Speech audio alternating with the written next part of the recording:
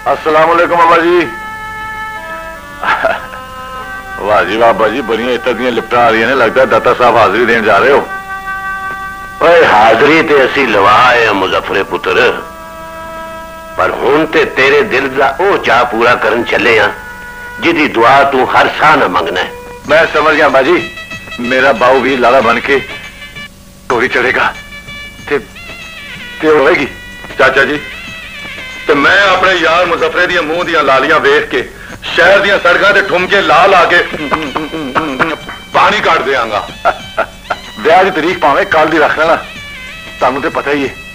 मैं सौ खादी है कि जब तक मेरे भरा दे सिर ते सेरे नहीं सजने, ना मैं आप सिर ते सेरे सजाने ने, ते ना ही किसी यार दोस्त दे सिर ते सेरे सज्जन देने ने, ते ना ही उन्होंने ब्याह की खुशी च शामिल होना है। ओ चाचा जी, रब दा वास्ता जे दिल दा चाह पूरा कर दियो, मेरा ब्याह भी नहीं होने दे रहा, मैं भी कुआरा लग्या फिरना।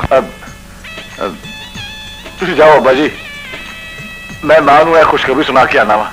पर मुजफ्फरे पुत्र, मैं ये भी सोचता जा रहा कि शेर बख्त कदे मेरी गरीबी का यार सी, पर हुण वो दौलत दे जिस बनेरे ते जाके खलो गया, किधरे वो ना होवे अपनी धी का रिश्ता देने तो इनकार कर दे। अब्बा जी, तुम फिक्र न करो, साढ़े कोल जरा शराफत का कहना है, दुनिया का हर सोना उसके सामने पित्तल है। शाबाश पुत्रा, बस हुण ये दुआ करना कि हाँ ही हो जावे। लो फिर रब रखा। अच्छा अब्बा जी, रब रखा। ओए मुजफ्फरिया, इंशाल्लाह हाँ ही होगी। ओए मनशा।